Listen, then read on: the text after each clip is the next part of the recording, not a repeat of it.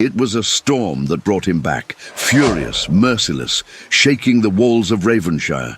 Margaret Elwood had sworn never to speak his name again, but fate now stood at her doorstep, cloaked in shame and drenched in rain. The man who once humiliated her, the proud duke who crushed her heart before the eyes of all, was now kneeling, desperate, broken, begging for her help. Could she forgive the unforgettable? Would duty silence desire, or would old wounds finally shatter the walls of pride? Welcome, dear listener. From which corner of the world are you joining us? And tell us, what do you love most about historical romance stories? Yorkshire, England, winter of the year, 1597. The wind howled through the naked branches of the moorland trees, clawing at the shutters of the Elwood cottage, with the desperation of a ghost long denied peace. Rain fell in violent sheets, lashing the earth as though the heavens themselves had chosen that night to mourn. The narrow road leading from the village to the outskirts of Ravenshire was already lost beneath thickening mud, and the last light of day had drowned beneath a sea of storm clouds long before the bells tolled the hour of 6. Inside the stone cottage, warm with the glow of the hearth and scented faintly with rosemary and damp wool, Margaret Elwood bent over a small cot where a boy no older than 7 trembled under a pile of linens. Her slender fingers, stained faintly by herbs and soot, moved with practiced tenderness as she pressed a cool cloth to his brow. The fever had broken only moments before, and though the child still murmured in half-conscious protest, his breathing had slowed. Margaret rose, smoothing the folds of her slate-grey kirtle, her eyes, those clear hazel eyes that seemed to hold both mercy and memory, lifting to the window as the wind struck it with renewed force. A shiver chased her spine, not from cold, but from the sharp and sudden sense that someone was coming. A second later, the door was struck, not gently, not with civility, but as if someone had fled death itself and found no other refuge. Margaret froze. The blow came again, then once more. And then a voice, low, ragged, barely more than a breath, called her name. She moved toward the door, hand brushing instinctively over the apron tied at her waist, where she kept a sprig of yarrow and a folding blade more useful for roots than defense. Her father, the late and beloved Dr. Thomas Elwood, had taught her never to open a door blindly, not even in mercy. "Who is there?" she demanded, her voice firm, clear against the roar of the storm. Silence. Then a rasped reply. "Margaret, it's Henry." A thunderclap fractured the sky, but nothing could have struck her more violently than that name. She opened the door, and there, half collapsed against the frame, rainwater clinging to his lashes and his cloak clinging to his body like a dying man's shroud, stood Henry Cavendish, the Duke of Ravenshire. Once regal, once cruel, once the object of her quiet, youthful awe, and later the architect of her deepest public shame. Now, he was barely standing. He looked thinner than she remembered, his broad shoulders bowed under the weight of exhaustion and soaked velvet. His dark hair was plastered to his forehead, and those once piercing grey eyes, so quick to narrow in arrogance, fluttered with fever. She should have turned him away. She had sworn, in whispered prayers and in silent hours beside her father's grave, that if he ever came back into her life, she would greet him with nothing but ice. But ice does not speak in moments of crisis. Ice does not beat in a healer's chest. Without a word, she stepped aside. Henry stumbled in, and with the last of his strength, fell to his knees before the fire. His cloak fell from his shoulders in a sodden heap, revealing a sword belt hanging loosely at his hip and a once fine doublet stained by mud, ash and ruin.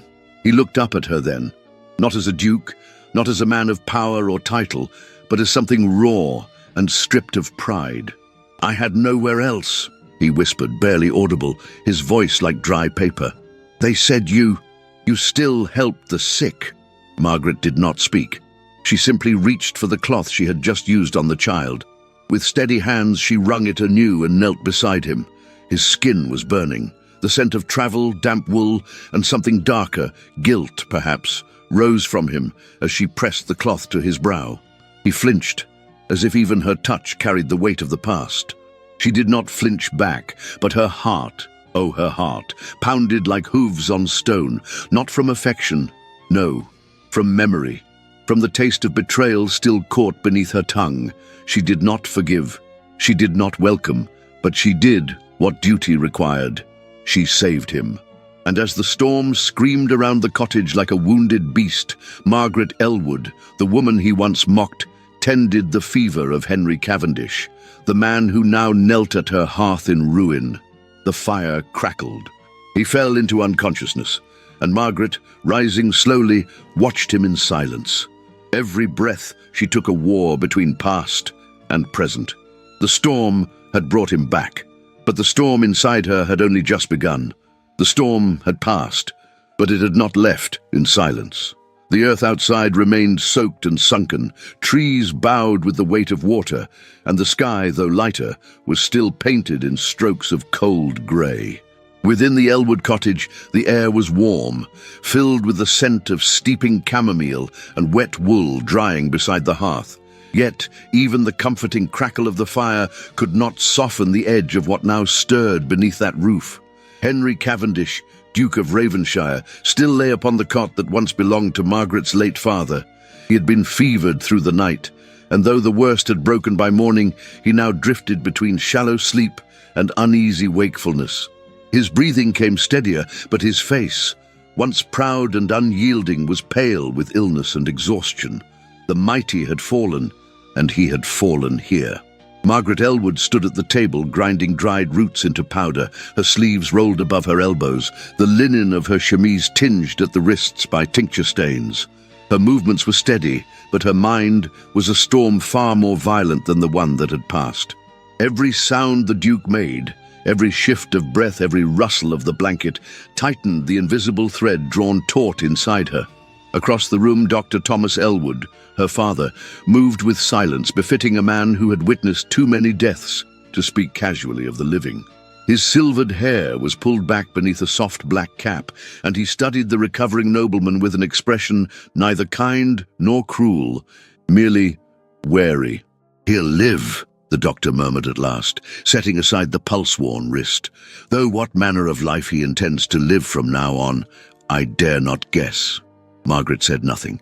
She lifted the bowl of herbs and crossed to the hearth where water warmed in an iron pot. As she poured the powder in, her gaze lifted briefly, involuntarily, to Henry's face. His eyes were open, not wide, not startled, but open, watching. She held his gaze for no more than a heartbeat. But in that single glance was a flood of memory.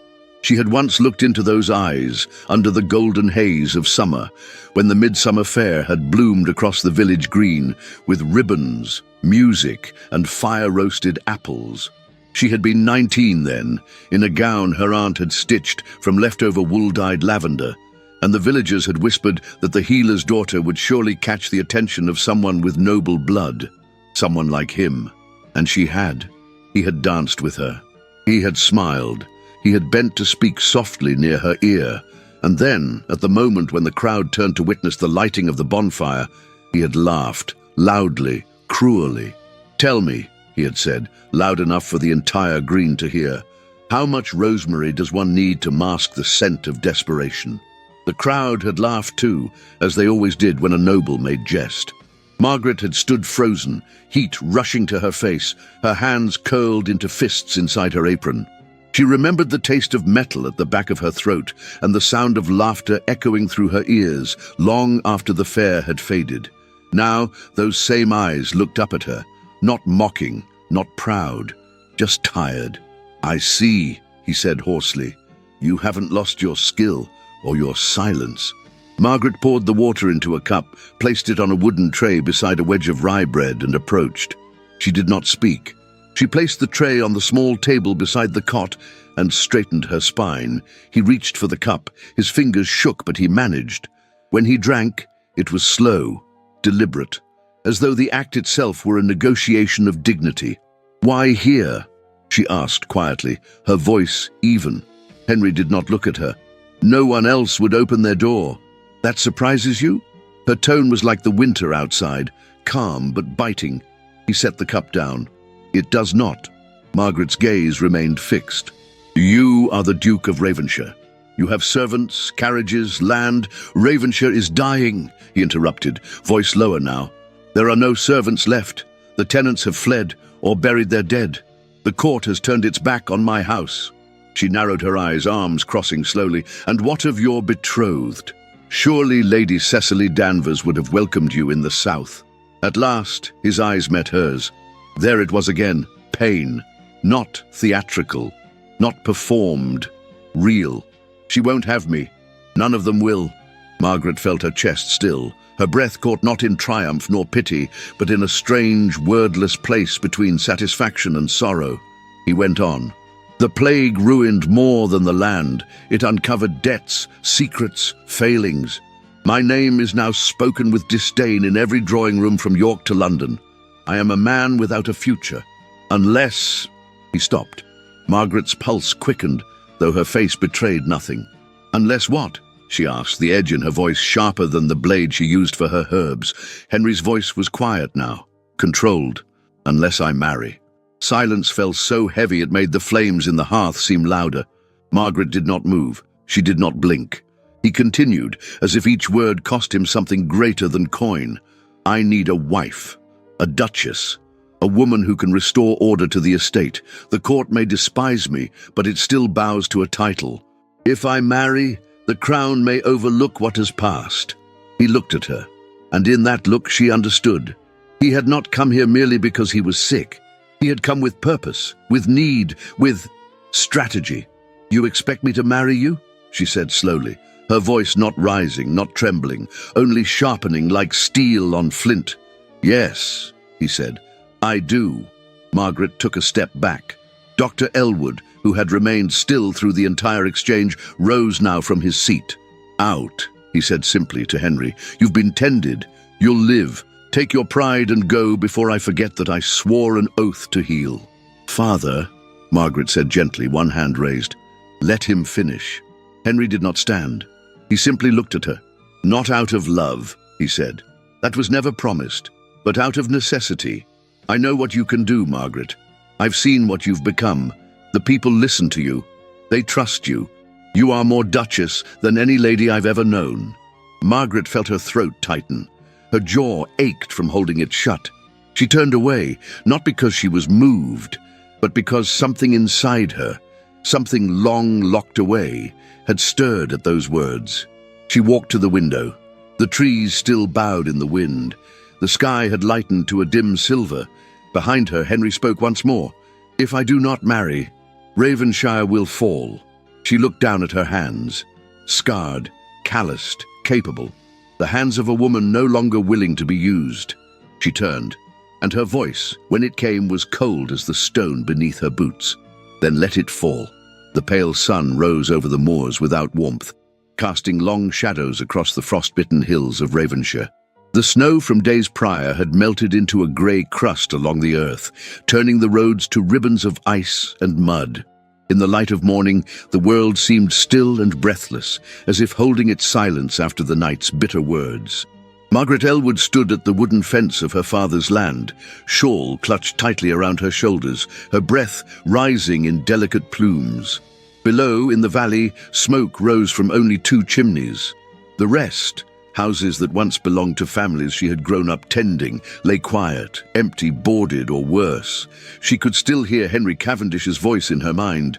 If I do not marry, Ravenshire will fall. She had turned her back on him. She had chosen pride, dignity, the sacred vow she had made to herself never to be humiliated again. And yet, that morning, as she returned from tending to the Carter twins, both gaunt from hunger, their mother coughing blood into her handkerchief, Margaret saw what he had not said, the truth buried in his offer. This was no court game, this was survival. He was not only fighting for title or inheritance, he was fighting for what remained of a dying land. Back at the cottage, she removed her boots and washed the dirt from her hands in the basin. Her fingers trembled, not from cold, but from the weight of decision. Her father's voice came to her then, not in memory, but in echo. A healer serves the living, even when they are unworthy of grace, even when it breaks her heart. By mid-afternoon, she found Henry in the chair near the hearth. his back to the fire, his eyes half closed but alert. He had changed into a dry shirt, borrowed from her father's old trunk. It hung looser on him than expected, a reminder of how much he had lost, not just weight, but presence, gravity. He looked up when she entered. He did not speak. Neither did she. Not at first. She crossed the room, the floor creaking softly beneath her steps, and set a folded parchment on the table beside him. When he opened it, his brows drew in. The writing was clear, even, firm. 3 conditions. First, she would manage Ravenshire Hall as mistress in full capacity. No interference, no hidden steward placed behind her back.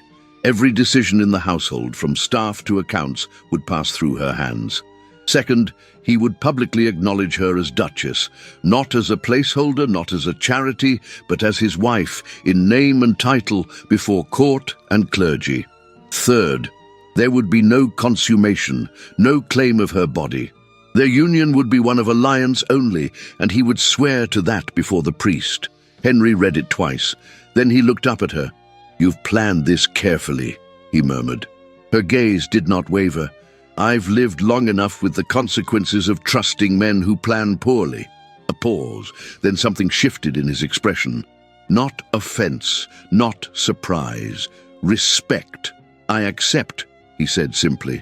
Margaret said nothing, because what mattered was not the words. It was what would follow them. He stood, slowly, stiffly, and held out his hand to her. She did not take it. Instead, she turned and retrieved the quill from her father's desk. "You'll sign," she said quietly. "Here." And so he did. Henry Cavendish, Duke of Ravenshire, signed a marriage contract not born of love, but of necessity, crafted by the woman he once broke and now depended upon. As the fire cracked behind them, Margaret took the parchment and sealed it with wax. Only then did she meet his eyes again. "We marry in 2 days," she said. "Here, no guests, no procession, a priest, my father, and your aunt." Henry gave a faint nod. "And after?" "After," she replied. "You will return to the ruins you let rot, and I will begin to rebuild them." Their eyes held. There was no affection between them, but there was an understanding. Later that evening, Margaret sat by the hearth alone, needle in hand, repairing the hem of her best kirtle, a deep, russet wool that had once belonged to her mother. She had not worn it in years. It was too fine for labor, too modest for court, but now it would be her bridal gown. The thread trembled in her fingers. Behind her, the door creaked. She turned slightly. Henry stood in the doorway to the small storage room where he had taken residence. He had not shaved. His face bore the fatigue of illness and travel, and yet he no longer looked like a man on the edge of ruin. He looked like a man returning to the beginning of something he had never learned how to build. She waited. He spoke. "You don't hate me." It was not a question. Margaret looked back at her thread, pulled it through the fabric. "No," she said finally. "I don't hate you." A pause. "But I don't forgive you either." He nodded once. Slowly. "Then perhaps," he said, voice low, "we begin from truth." She met his gaze, and for the first time in many years neither of them looked away. The next morning, Margaret rode into the village with Edith Marsh, her 17-year-old apprentice, to visit the parish priest. Snow flurries followed them down the road, light as ash. Children peeked from behind shutters. A few old women waved. But mostly, the village watched with quiet eyes. When they entered the rectory, Father Giles looked up from his desk with a mixture of surprise and suspicion. "I've come to arrange a wedding," Margaret said without flourish. The priest's eyebrows rose. "Yours?" "Yes." "To whom?" She held her chin high. "To Henry Cavendish." The silence was immediate and sharp. And then, "That man disgraced you." Margaret's voice was calm. "And now I will rebuild what he allowed to crumble." Father Giles studied her long and hard. At last, he gave a slow nod. "Your soul is your own, child. May God give you strength." By the time she returned home, the snow had stopped. The sky had opened just enough to let through a pale ray of light, falling in slanted beams across the fields. Inside the cottage, Henry stood at the hearth. He was clean-shaven, his cloak repaired, and he had laid out parchment and quills across the table. "I'm writing to my solicitor in York," he said without preamble, "to transfer authority over household affairs to your name, effective immediately." She nodded once. "You'll also need to announce the marriage publicly." He met her gaze. "I will. And your aunt? She will be here tomorrow." She was not surprised. Margaret allowed a small breath to escape. Then, without another word, she stepped into her room, closing the door behind her. Alone, she leaned against the wall, letting the silence sink into her bones. She was about to become the Duchess of Ravenshire, on her terms, but even she could not know whether that would be her salvation or her ruin. The sun rose pale and trembling, its light diluted by a thin veil of morning frost that clung to every branch and stone across the countryside. The land had dressed itself in white lace for the day's ceremony, not in celebration, but in solemnity. It was a morning without fanfare, without song. No bells rang, no flowers adorned the doors, and yet within the stillness something irreversible stirred. A small stone chapel stood on the edge of the Elwood land, its walls worn by rain and years, its windows muted with frost. There, beneath its humble vaulted beams, Margaret Elwood stood beside Henry Cavendish, Duke of Ravenshire, and exchanged words that would bind her name to his forever. No choir sang, no assembly wept with joy. Only Father Giles, solemn and grave, intoned the sacred vows. To his left stood Dr. Thomas Elwood, his hands folded, face unreadable.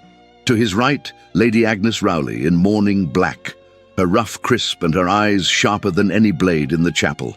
She observed everything: Margaret's still posture, Henry's clenched jaw, the subtle shift of tension between two people who spoke of union with none of the tenderness such moments often invite. Margaret wore her mother's russet wool gown, repaired with care, and a cloak trimmed in faded fur. Her hair, auburn and modestly coiled, was pinned beneath a simple linen veil. She wore no jewels, no ribbons, nothing but a small silver pin shaped like a sprig of rosemary fastened near her heart. Henry wore a velvet doublet of deep navy, weather-worn but freshly brushed. His collar was stiff, though slightly frayed at the edge, and his boots, polished yet old, showed signs of recent travel. His eyes, steel grey, held no mockery, only quiet acceptance. When the priest asked if he would take this woman to be his lawful wife, Henry's voice was steady. "I will be..." When Margaret was asked, she hesitated, but only for a breath. "I will," she answered. There was no kiss, only a silence that fell, deeper than snow, when Father Giles declared them man and wife. The parchment was signed, the seal pressed, and like that, Margaret Elwood became the Duchess of Ravenshire. It was done. Outside the chapel, the wind lifted gently. No snow fell, but the chill reminded them that joy was not a requirement for change. Lady Agnes approached Margaret first. She was a tall woman, angular and composed, dressed in layers of black silk and brocade, with a mourning veil pinned back from her face. Her lips were thin and painted the color of wine long past its sweetness. "You walk into a den of wolves, my dear," she said softly, her voice dry as parchment, "and you do so barefoot." Margaret looked at her without fear. "I know how to bind a wound when I see one." Lady Agnes allowed the smallest curve of a smile. "Then may God lend you thread enough, child." By midday, the newlywed couple departed in separate carriages, Henry in his own, bound for the estate in advance, Margaret with her trunk and maid, Edith Marsh, riding behind in a cart lined with blankets and straw. The journey to Ravenshire Hall took most of the afternoon, the narrow roads choked with frozen ruts and brittle branches that clawed at the windows. The moors stretched endlessly, solemn and wind-scoured, as if even the land itself were bracing for the union that now stitched fate and resentment together. When the gates came into view, Margaret leaned forward, eyes narrowing. Ravenshire Hall rose like a wounded giant from the earth, vast and proud, but hollow-eyed. Its once golden stone had darkened with neglect, and ivy crawled up its north wing like veins across aged skin. Several of the windows were shuttered. One was broken. The great oak doors stood closed, yet unwelcoming, Inside, the smell of dust and soot greeted her before any voice did. The hall, wide and cold, echoed with the sound of her boots against the worn flagstones. Fireplaces sat dark. Tapestries hung faded and moth-eaten. No servant stood at attention. No welcome was spoken. Only after a moment did a woman in grey appear from behind a corridor, stout, red-faced, and with hands dusted in flour. "Milady," she said with the faintest curtsy. "We weren't told to expect you this early." Margaret studied her face. There was confusion there, and something sharper. A hesitation in the voice, a flicker of doubt. "We sent word yesterday," Margaret replied evenly. "I'll see the room is made ready," the woman muttered before disappearing down the hall. Margaret removed her gloves, slowly, purposefully. She did not tremble. She had expected this. Resistance. Judgment. The disdain of those who believed a duchess must be born of silk and cradle, not of soil and sweat.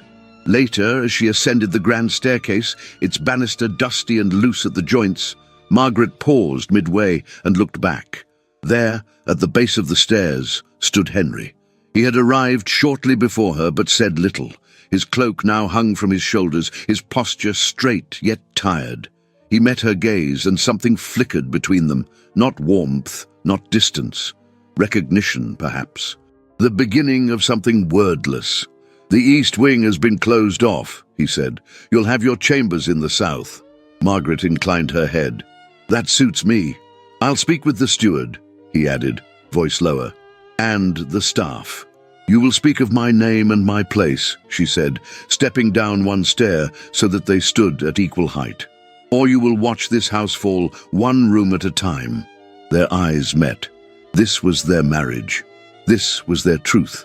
By nightfall, she sat alone in the chamber assigned to her, a space once used for guests, now cold and stripped of grandeur.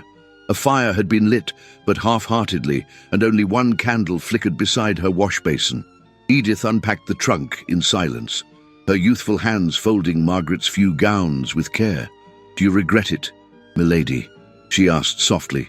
Margaret turned from the window, where the snow had begun again in fine, bitter flakes. "No," she said.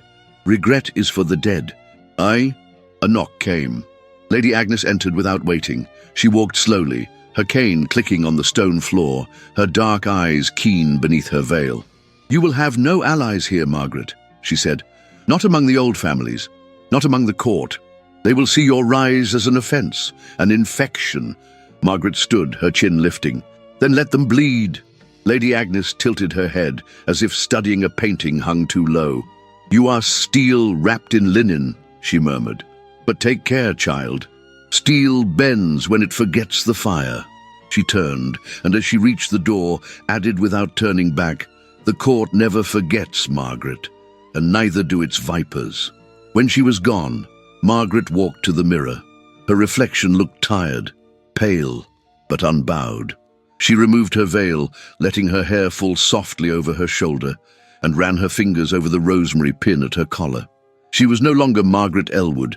She was the Duchess of Ravenshire, and the battle for her place had only just begun. The frost did not lift. Day after day, the cold clung to the stones of Ravenshire Hall, pressing against the glass panes like a jealous lover, creeping into the corners of the great corridors with a silence that whispered of the dead.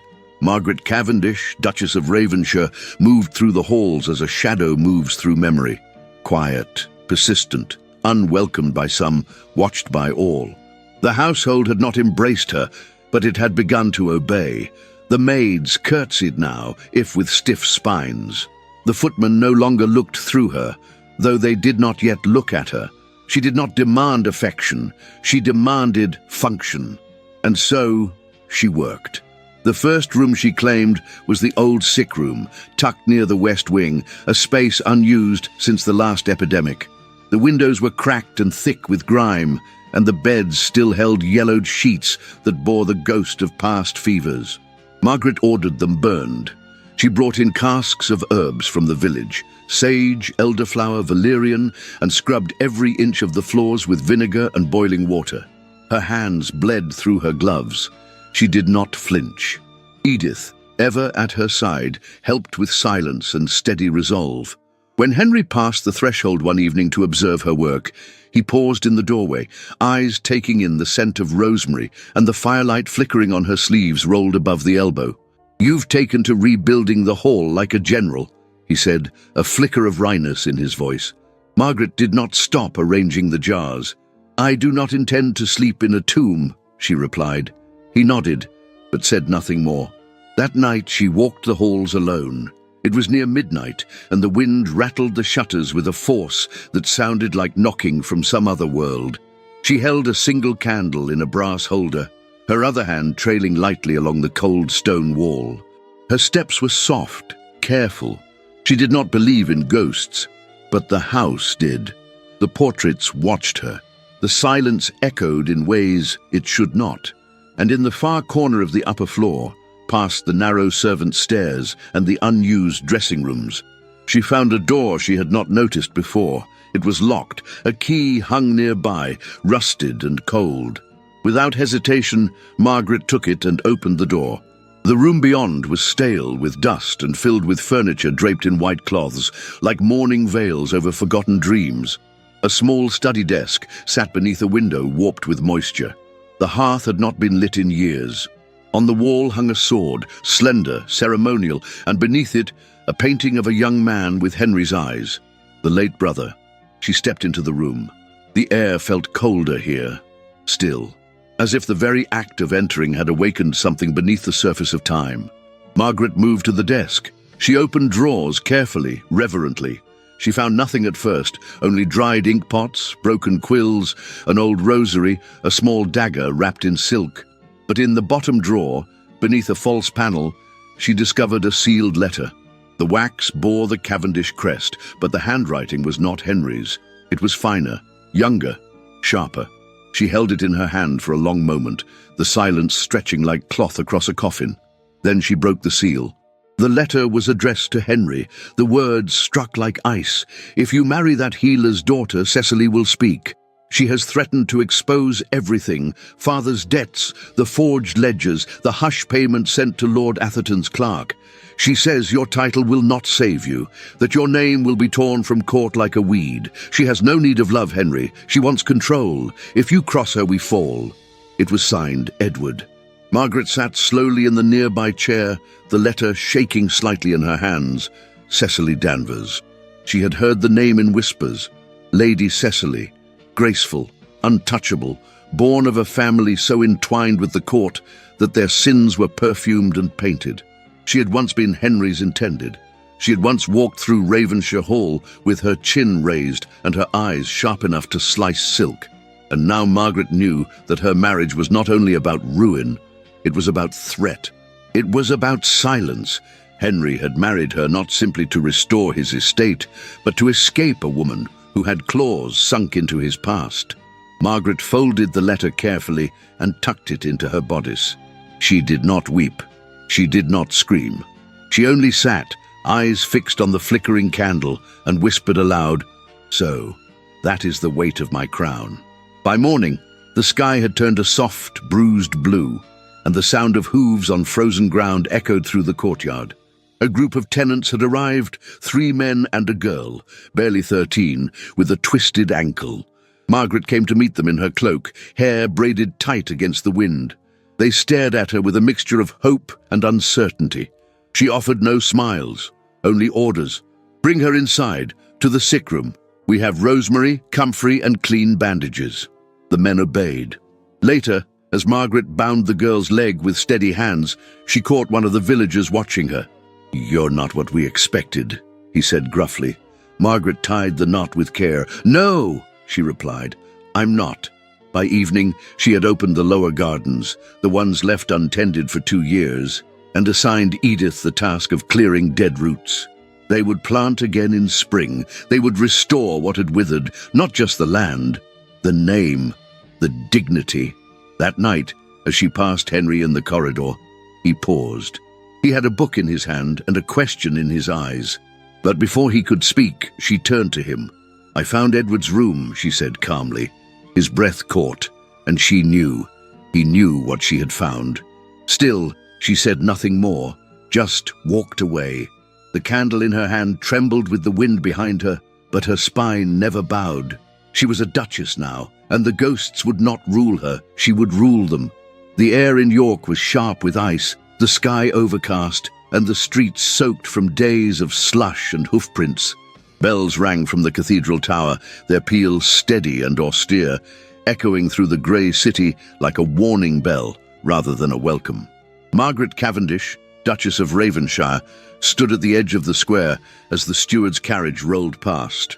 Her cloak was of deep green wool, lined with old fox fur. It had once belonged to her mother, and now bore the faint scent of dried herbs. Her gloves were clean, her boots practical. There was no lace at her collar, no precious stone at her throat, only a simple chain with a modest pendant, her mother's. Around her, the crowd began to part, but not out of respect. They parted the way one steps aside for a storm cloud. Some whispered, some smirked, but most stared, not at her beauty, though she was not without it, not at her grace, though she walked with poise earned through struggle. They stared at the scandal, at the woman who had risen from dust to duchess. The steward's hall in York was not so grand as the Queen's palace in London, but it was the beating heart of northern nobility, an organ of gossip, ambition, and delicate poison. Inside, gold-leafed moulding curled along the doorframes. Oil lamps flickered from high iron sconces, and gathered in small, carefully arranged groups were men and women dressed in velvet, satin, and pride. Every glance was calculated, every smile a blade. Margaret entered alone. Henry had remained outside. He claimed he would follow shortly, that he was speaking with Lord Dunning about land matters. She had not asked him to come, but still, part of her had wanted him to. She walked forward. The rustle of her gown seemed to echo louder than it should have. There was something about a room full of noble blood that made silence more brutal than speech. The Marchioness of Aylesbury, a withered woman whose fan moved more than her lips, turned to her companion and whispered just loudly enough. I had heard the healer's daughter wore leather aprons. But look, she's upgraded to wool. Laughter followed. Margaret did not blink. She kept her eyes forward.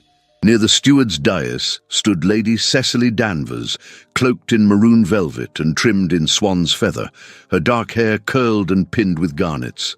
Her beauty was sharp, like a glass goblet that could cut if mishandled. Their eyes met, and in that gaze, centuries of war between women who know they have been made weapons unfolded. Margaret offered a nod, measured, polite, unflinching. Cecily did not return it. Instead, she stepped forward, her gloved hand lifted in a feigned gesture of greeting. "My Lady Cavendish," Cecily said, voice smooth as honey steeped in arsenic. "We had not expected to see you at court so soon. I imagine travel must be tiresome when one is not used to carriages." Margaret allowed a beat of silence. Then, with a smile just barely visible, she answered, "On the contrary, I find the rocking motion quite soothing, especially when seated beside titles that don't tremble." A flicker of something passed over Cecily's face, something like respect, quickly smothered by the flames of rivalry. The room had quieted. Nobles now hung upon every word like moths circling a lantern. Cecily stepped closer. "You must forgive my frankness," she said, voice still sweet, "but many here have expressed confusion as to how a woman of your station managed such a favorable match." Margaret tilted her head. "Favorable for whom?" Gasps murmured through silk-gloved hands. Lady Aylesbury narrowed her eyes, fanning faster. Cecily's gaze sharpened, her voice lowered. "Do you believe marriage makes you one of us?" Margaret did not flinch.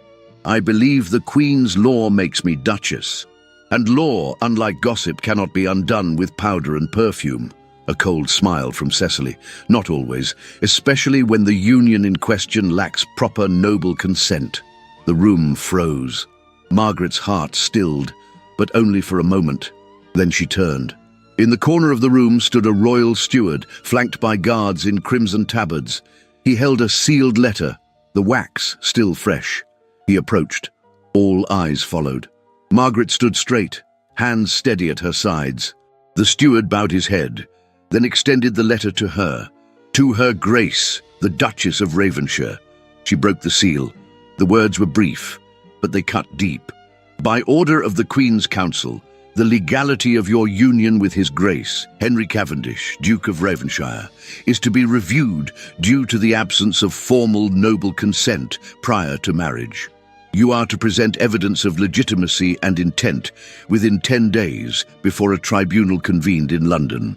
Beneath the message, the signature of Lord Chancellor Ridley. She folded the letter slowly. The hall buzzed. Cecily's eyes glistened, not with joy but with victory. Margaret lifted her gaze, spoke clearly. It seems some find my presence inconvenient enough to awaken laws long left asleep. She turned to leave and saw Henry at the door. He had arrived. He had witnessed everything. He did not move toward her. He did not speak. He simply watched her with an expression unreadable, an ocean with no moon to show its tides. She passed him without pausing, and in that moment, she knew she was still alone. That night, at the inn where they had taken rooms, Margaret stood at the window of the upper chamber, candle in hand, staring at the city lights below. The wind pressed against the glass. Her veil was still pinned in her hair, her gloves still on her hands. Henry entered quietly. He closed the door behind him but did not step closer. "They're using the law to shame you," he said. "To shame us," she corrected. He exhaled. "I'll speak to Ridley. No." She turned. Her voice was calm, but her eyes were fire. "You will not speak for me. You did not speak in there." Silence. Then, "I thought my silence would protect you." She laughed, soft, bitter. "No, your silence gave them permission." She stepped closer, until only a breath separated them. "If I fall," she whispered, "I will not fall because I came from nothing. I will fall because I walked into a lion's den with a husband who let the lions circle first." His jaw tensed, their eyes locked. So close, and yet worlds apart. She left him there, and as the candle burned low, Margaret Elwood, once healer, now Duchess, stood before her own reflection and whispered, "They will not break me." The sky cracked open that afternoon, releasing a storm unlike any in weeks. The heavens wept in torrents, soaking the fields, flooding the pastures, and dragging branches down from the bare-limbed trees. Wind battered the shutters of Ravenshire Hall, howling like a beast seeking entry, and the servants moved quickly to shutter the upper windows, to light extra hearths, to pretend that everything inside these walls was still as it should be. But nothing was. Margaret Cavendish, Duchess of Ravenshire, stood alone in the long gallery, her hands clasped at her waist, her back ramrod straight, as if posture alone could hold her together. Rain streaked the leaded glass before her in silver rivers, distorting the outside world until it looked like a dream she could no longer touch. Behind her, boots echoed on the stone floor. She did not turn. Henry stopped a few paces away. His voice came low. "Careful. You've barely spoken since York." Margaret answered without looking at him. "Words lose meaning when they fall on deaf ears." He sighed. "You are not the only one under scrutiny, Margaret. I am trying—" She turned then, swiftly. Her eyes burned, but her voice remained steady. "Trying? You stood at the edge of that room and watched me be dismantled. I couldn't what?" she demanded. "Couldn't risk your pride? Couldn't bear to speak for the wife you married in desperation?" A silence. Heavy, sharp. "You think this marriage cost you," she said bitterly. "But it cost me everything. My name was spoken with suspicion. My family's honor dragged like mud behind a carriage wheel. And you—" Her voice cracked before she caught it. "You did nothing." He took a step forward. "You knew what this arrangement was," he said, not coldly, but with strain. "We made it clear." "Yes," she said, "and I honored it. But I expected truth. I expected at the very least a man who could look me in the eye without hiding behind silence and shame." Something flickered in him then. He turned away, ran a hand through his damp hair, and when he looked back, his face was no longer guarded. "I was ashamed," he said, "because I remember who I was and what I said." She stared. "What you said?" The storm pounded the windows as if urging the truth forth. Henry's jaw tensed. "At the midsummer fair, I made that insult because I was told to." "Ah," Margaret's brow furrowed. He continued, "It was a dare, among courtiers, a jest meant to prove I hadn't fallen for a healer's daughter." His voice dropped to a rasp. "They saw the way I looked at you. They mocked it. And God help me, I wanted their respect more than I wanted to protect you." She stepped back as if struck. Her breath caught like a thread in a needle's eye. "A dare," she repeated. "You humiliated me. For sport." "No," he said quickly. "Not for sport, for cowardice." She stared at him, stunned. "I thought," she said slowly, "that there was cruelty in you, but it wasn't cruelty, was it? It was weakness." He lowered his gaze, and that was worse. A knock broke the silence. Edith, soaked and breathless, burst into the room. Her cheeks were flushed, her cloak dripping on the floor. "Milady," she gasped, "it's Sarah Tibbard. Her labour's begun, but the water's risen past the creek bed. They can't bring her to the hall." Without hesitation, Margaret moved. She pushed past Henry, past Edith, down the steps and into the entryway where she grabbed her cloak, her satchel, her boots. Her hands were calm, precise. She had done this many times, just never as a duchess. Henry followed. "You can't go out in this." She didn't look at him. "She's 19, first child. If we wait, she dies." He stepped in front of her. "Then I'll go. You don't know what you're doing. I'm stronger. I'm faster. You'll drown." She paused. Then in the softest voice she'd ever used with him, she said, "Then I'll drown doing what I swore I would, saving lives, not titles." And she left. The storm swallowed her. The road was already half gone, the path to the village slick with mud, the trees bent in surrender. Rain fell in sheets, turning the world into a blur of motion and sound. But Margaret pressed forward. Her skirts clung to her legs, her boots sank with every step. The wind whipped the hood from her head, and the cold needled her skin, but she did not stop. She reached the crossing. The bridge was gone. The river, once narrow and calm, now roared with fury, brown and swollen, devouring everything in its path. A branch caught her shoulder. She staggered but kept moving. She saw a narrow footlog a few yards upstream, a hunting path from years past. She tested it. It held. Step by step, arms out, breath shallow. A crack, then a splash. The current pulled her down like hands made of water. She hit the surface hard, ice and darkness closing over her. For a moment, there was nothing but cold and noise. Then, arms, strong, steady, familiar. She was pulled up, dragged through mud, lifted, and then firelight, Ravenshire, blankets, hands. She opened her eyes. Henry sat beside her, soaked to the bone, face pale with terror. "You're mad," he whispered. "Utterly mad." She tried to speak, couldn't. Only tears came. He cupped her face gently, and in a voice lower than prayer he said, "I never deserved your strength." She reached for his wrist, held it. Their eyes locked. No titles, no games, only truth. "I hate you," she whispered. "I know. I trusted you once, and I broke that. I won't trust you again easily. I won't ask you to." A beat, a breath. Then, "I want to begin again," he said. She did not answer, but she did not let go. And for now, in the warmth of firelight, with the storm still raging outside, it was enough. The frost had begun to retreat. Slowly, subtly, the iron grip of winter loosened its hold on the moors, and the scent of thawed earth replaced the cold sting of snow. The streams no longer choked with ice, but trickled with quiet purpose. And in the low corners of the southern wall, where sun met stone in fragile embrace, small green shoots defied the bitter wind.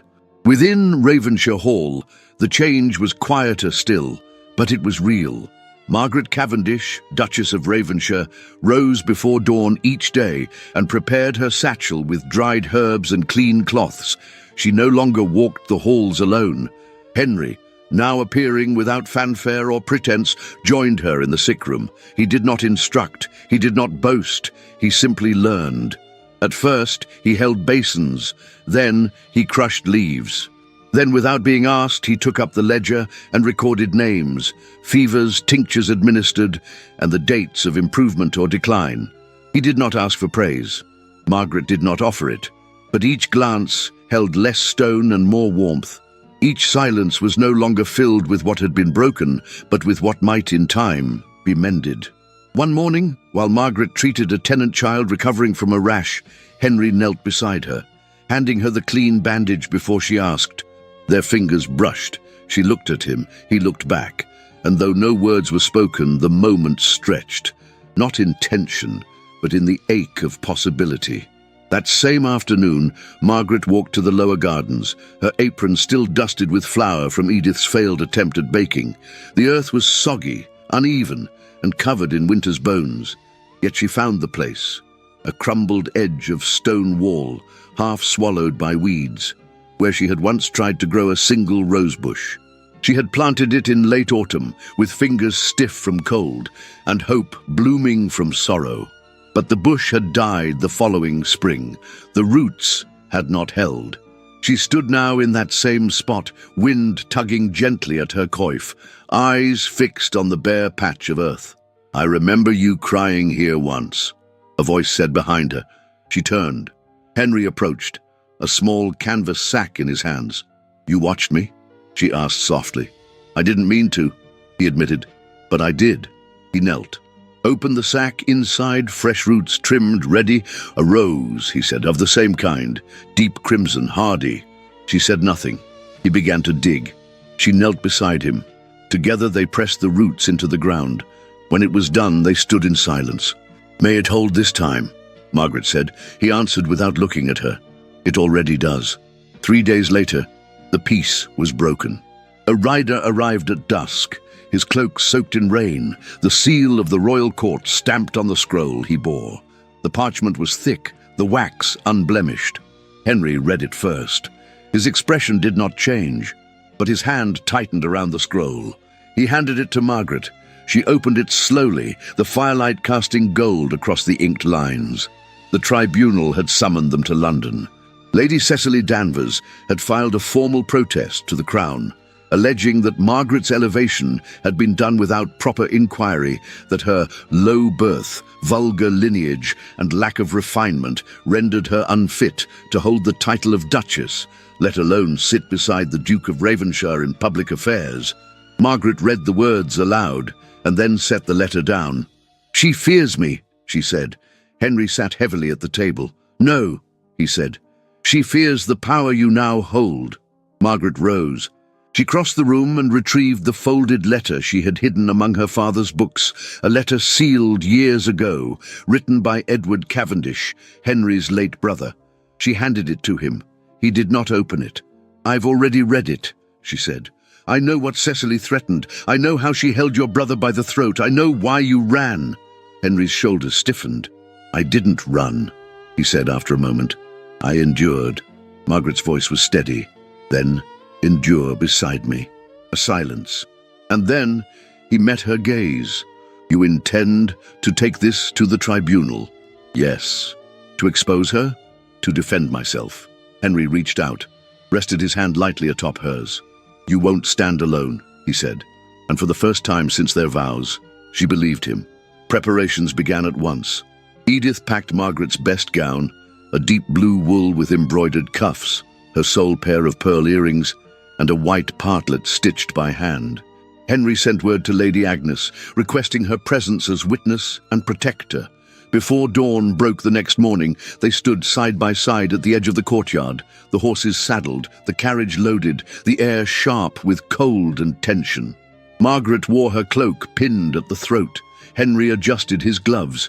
"I have nothing to prove," she said quietly, "but I'll do it all the same." He looked at her, and for the first time, there was no distance in his eyes, only reverence.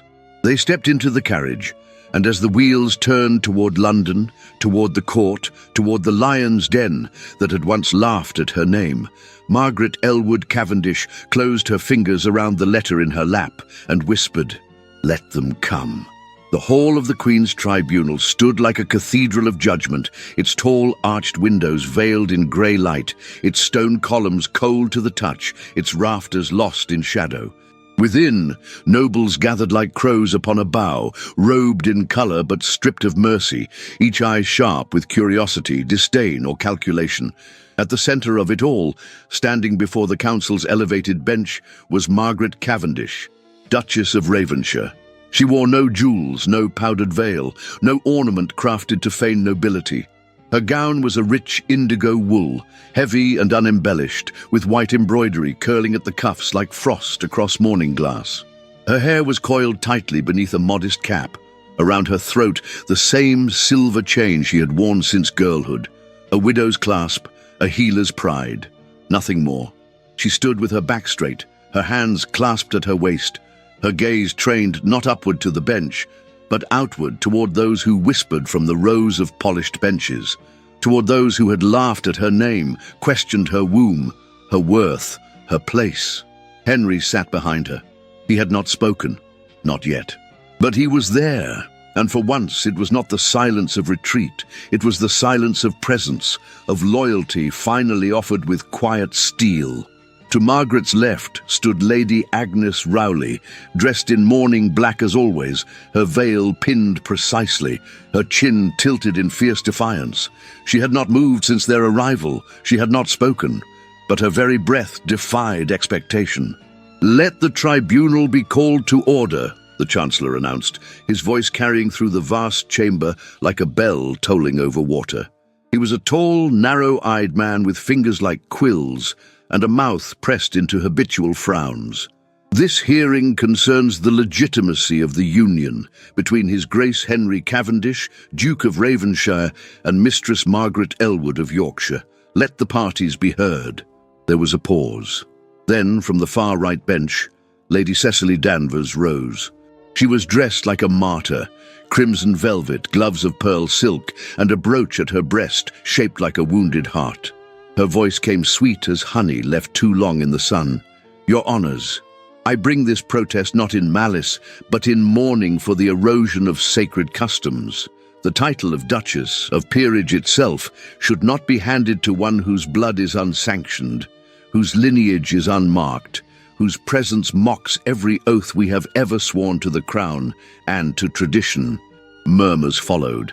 Margaret remained still. Cecily went on, "She is not one of us. She is not of anything. She brings with her no name, no land, no coin, only scandal, only stories of fever and filth." That was when Margaret stepped forward. "I bring with me survival." The words cut through the noise like a blade dipped in fire. Cecily's lips parted, but the room fell silent. Margaret's voice was even, calm, clear as water from a cold spring. "I bring with me the hands that delivered 27 children into the world before their mothers bled out. I bring with me the scars earned boiling linen to cleanse wounds. I bring with me the names of the sick who still breathe because I stood beside them while others ran."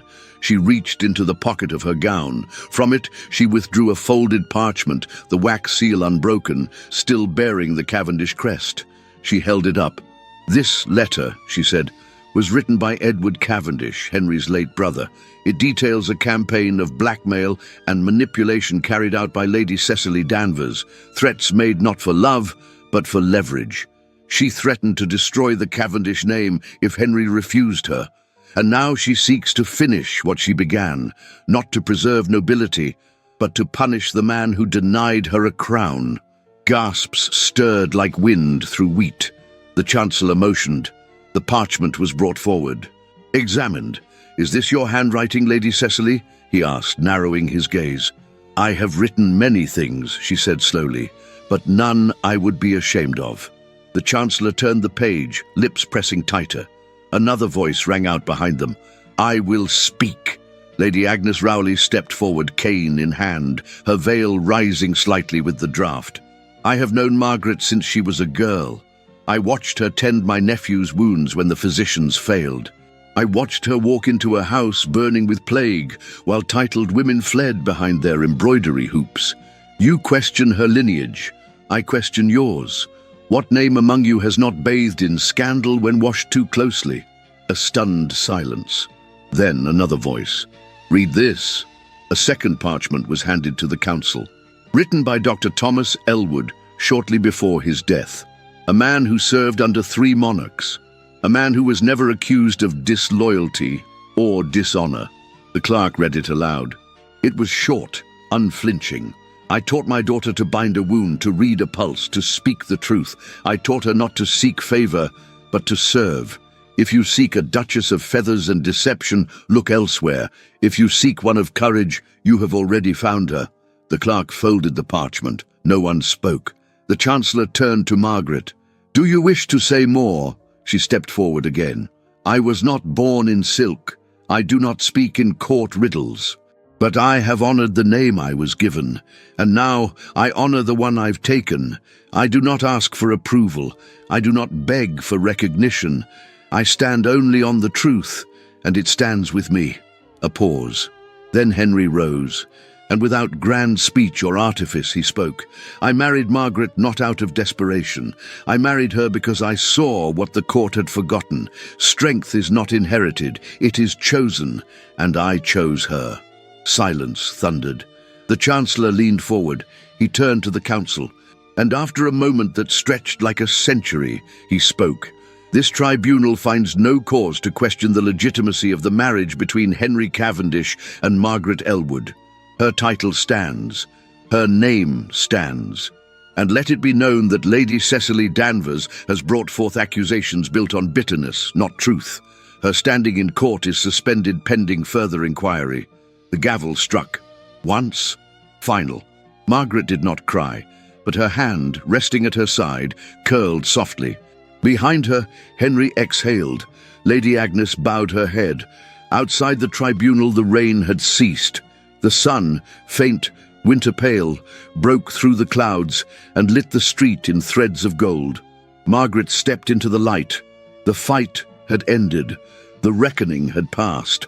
And she had not only survived, she had prevailed. Spring had returned with an almost sacred gentleness. The moors, once bone-white with frost and wind-scoured silence, now shimmered under a veil of green.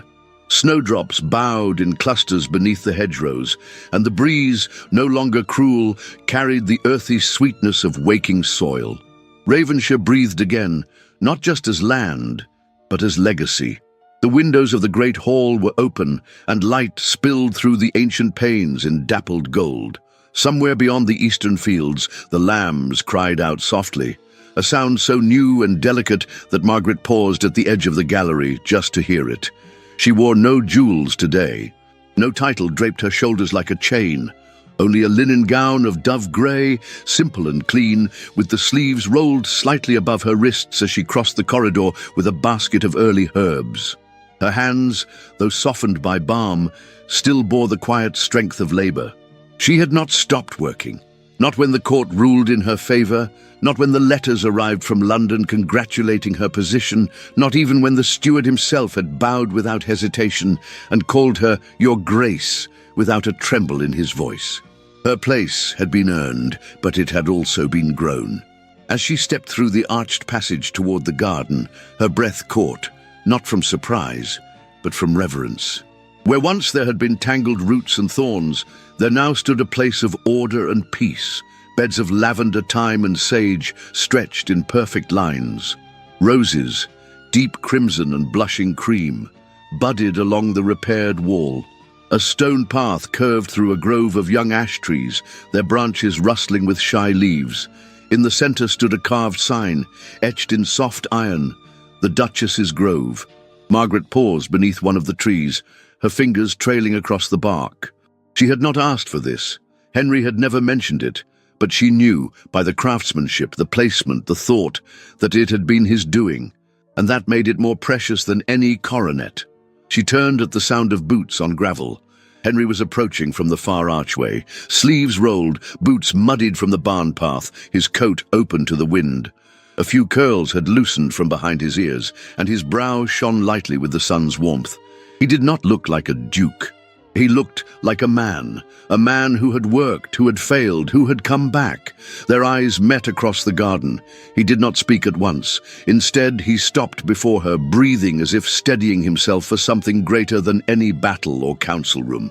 Then, slowly, he knelt. Margaret's heart stilled.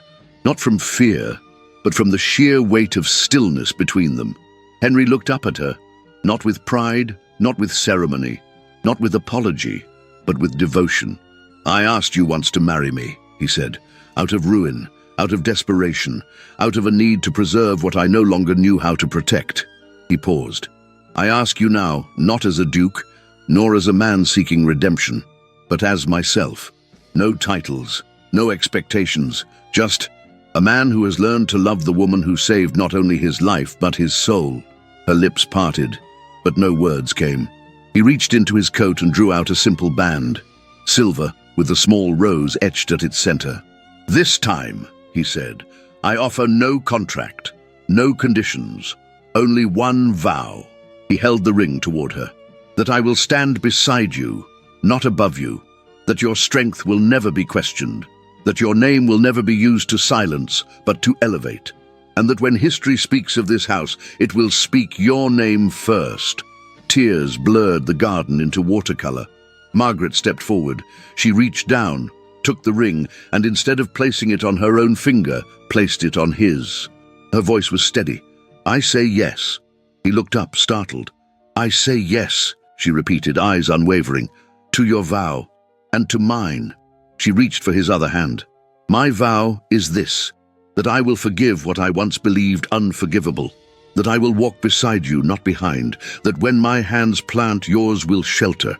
When I fall, you will not carry me, but kneel beside me until I rise." He stood slowly. She leaned forward, resting her brow against his chest.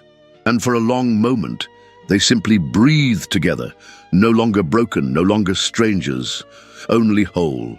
That night, in the still hush of her writing chamber, Margaret lit a single candle. She sat at the oak desk that once belonged to her father, quill in hand, parchment before her. She did not write to the court, nor to the estate, nor even to Henry.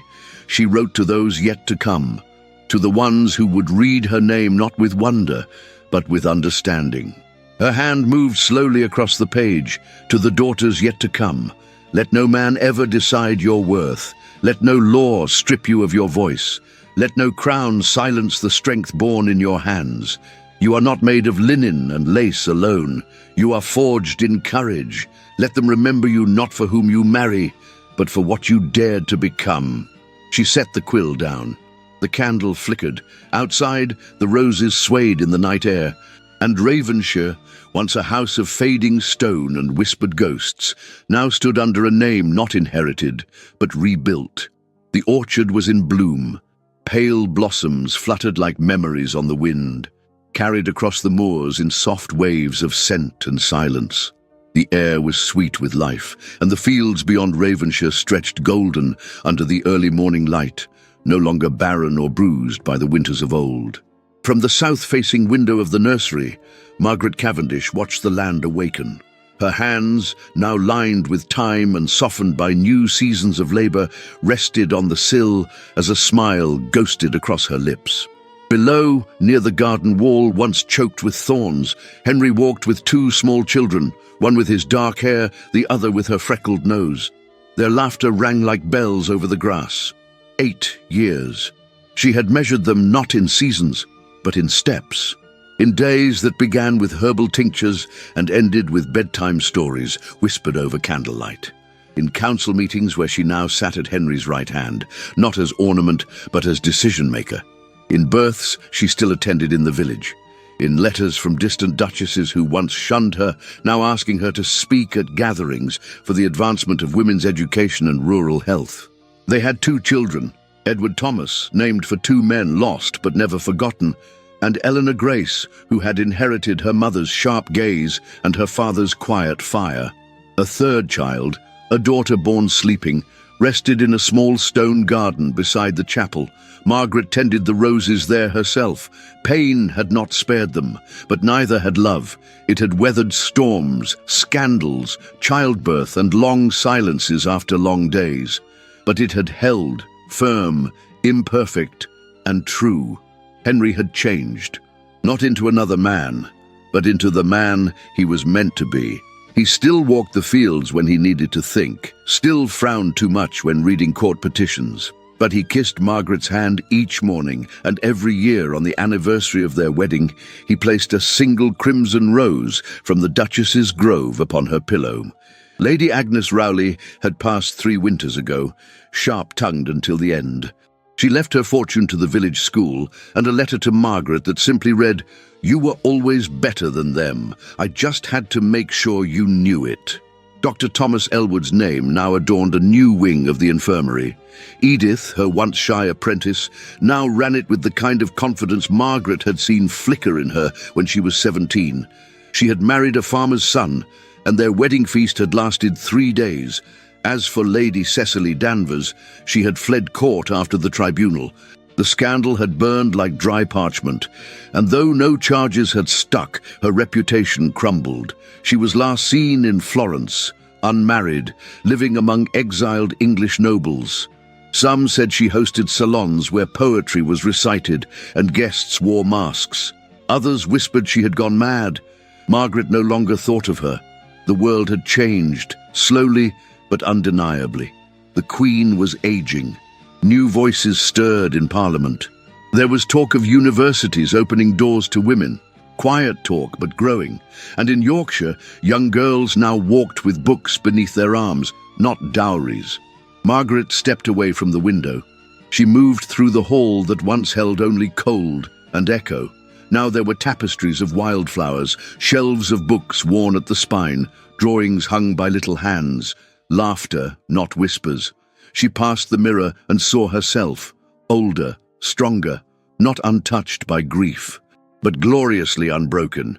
In her writing chamber, she opened the drawer beneath her desk. She removed a bound collection of letters, her own, some written to no one, others never sent. At the top, the one she had written that night after the rose bush was planted, to the daughters yet to come. She smiled and opened her journal. With steady hands she wrote a final line. "We were not born to be chosen. We were born to choose." Outside, Edward called to his sister, who had wandered too far into the grove. Henry turned his face to the window. Their eyes met. No words passed between them. They did not need them. Love had taken root, and it had bloomed. Some stories are not just meant to be read. They are meant to be felt. Margaret and Henry's journey reminds us that love is not always born in perfect moments. Sometimes it rises from the ashes of shame, from the ruins of pride, from the deepest wounds of silence. And when it is nurtured with courage, dignity, and truth, it becomes unbreakable. This is not only a romance, it is a story of rebirth, of standing tall when the world tells you to kneel, of choosing your own worth when others try to define it for you. Margaret did not wait to be saved. She became her own salvation. If this story moved you, if you felt something stir in your chest as you read the final lines, leave the word "Rose" in the comments. That way, we'll know you stayed until the very last breath of this journey. Your voice matters here. Your presence is part of what keeps these stories alive. If you'd like to support the team that brings these emotional period dramas to life, consider sending a super thanks in the amount that feels right for you. Every gesture of generosity helps us continue creating heartfelt stories like this one. And if that's not possible right now, we completely understand. Sharing this video with a friend who loves historical romance is just as powerful. And don't let the story end here. In the video cards, we've left you other timeless tales to fall in love with, stories of women who dared to write their own destinies. Thank you for walking every step of this journey with us. We'll be waiting for you in the next story.